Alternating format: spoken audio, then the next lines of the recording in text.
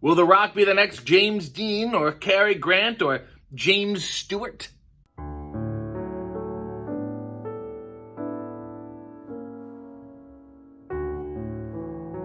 Good evening.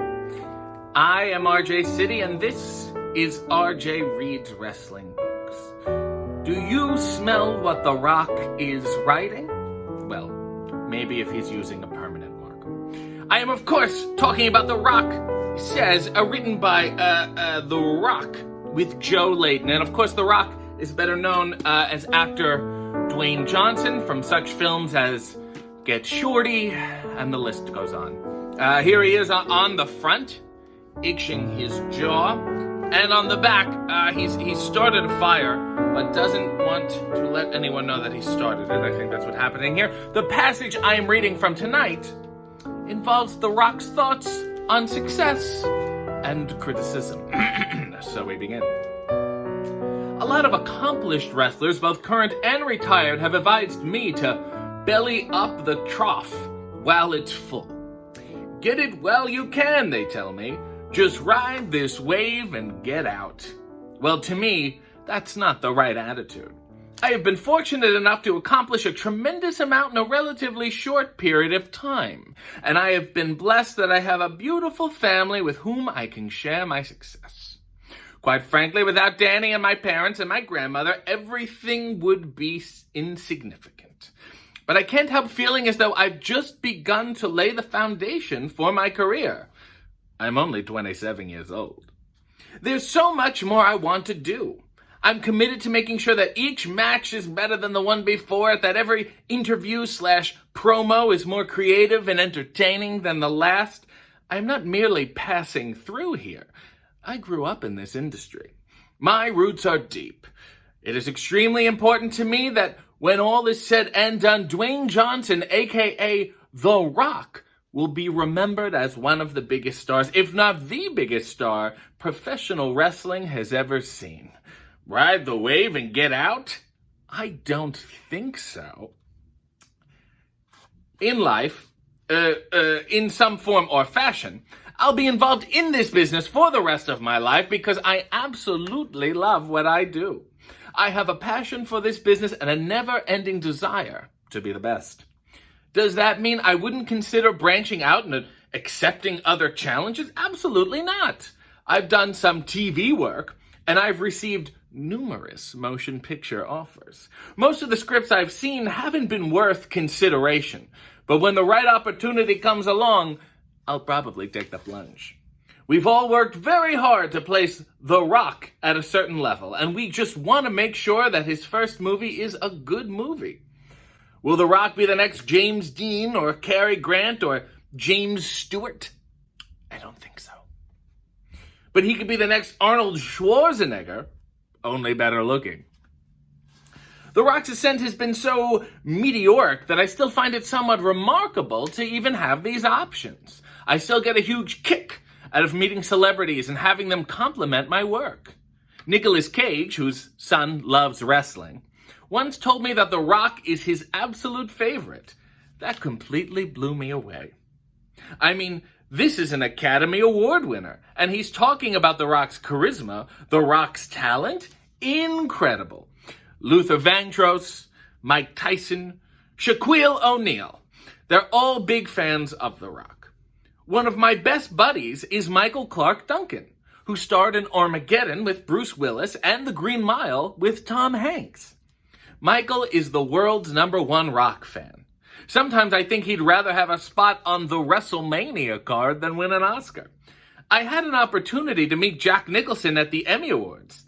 He looked me right in the eye and said, "Rock, you're doing a great job. Keep up the great work." To me, that's just so humbling. It's also reflective of the rising popularity of professional wrestling. Our industry has experienced nothing less than a renaissance in recent years.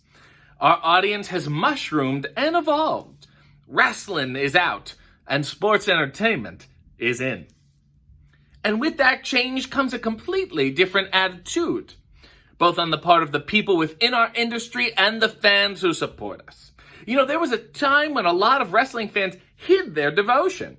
They followed the business and watched our television shows, but when they went to work in the morning, they kept their fetish to themselves.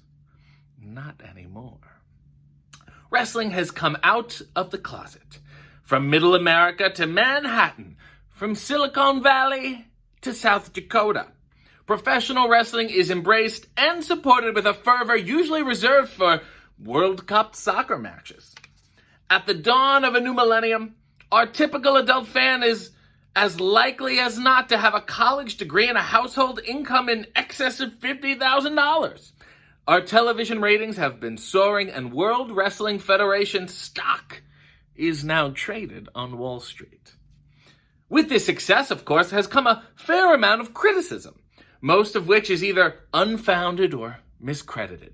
It's funny. I don't recall Brian De Palma getting this much heat when he directed Scarface. I don't recall hearing anyone jump all over Steven Spielberg for the violence in Saving Private Ryan. I'm not saying the World Wrestling Federation is artistically equivalent to those films, but I do think it's important to recognize exactly what we are doing. We're making little movies every week, every month, with a live audience and no laugh track. We're producing a live play, a highly physical, male-oriented soap opera, and Vince McMahon is our director. You have to look at it and judge it in that context. We are an edgy program, and our industry has become racy and sexual. I can't deny that, but we really are tame in comparison to a lot of network television. No one gets raped on our show. No one has sex on our show. So the middle 2 pages are screenshots of him doing the people's elbow while lightning shoots across the screen. Regardless of what the media says, and sometimes the comments are hilarious, there is no racism on our show. And the violence is of the comic book action-adventure variety. People get hit in the face with chairs on our show. They get kicked in the balls. But no one gets shot. And everyone comes back to fight another day. Is it appropriate for an 8-year-old to watch Raw is War? Probably not.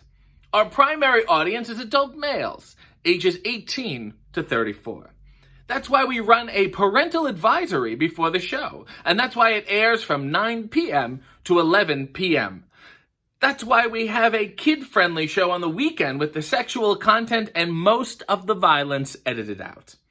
Children who are up at 10 or 11 at night watching Raw should be mature enough to know the difference between reality and fantasy. And if they're not, then they shouldn't be watching. But it's up to the parents to monitor their own children. The Rock should not be held responsible for your children's viewing habits, nor should Vince McMahon. That said, I acknowledge that we are responsible for the product we put out there, and that's why I'm always very conscious of the things I'm doing, the things The Rock is doing. I'm immensely proud of our show and its success. Our writing staff is amongst the most creative in the entertainment business, and certainly the most tireless. Thanks to their innovative Byzantine storylines and the talented, devoted troupe of players who bring them to life, professional wrestling has achieved a mainstream acceptance, something that was almost unimaginable when I was a boy. When Rocky Johnson, the Magnificent Morocco, Jimmy Superfly Snuka, and other titans of their time ruled the ring. I think they'd be happy. I think they'd be proud. I know they would. But don't take my word for it. Guests of the RJ City Show, subscribe to his channel, follow him on social media, and buy his t-shirts at ProWrestlingTees.com/RJ City.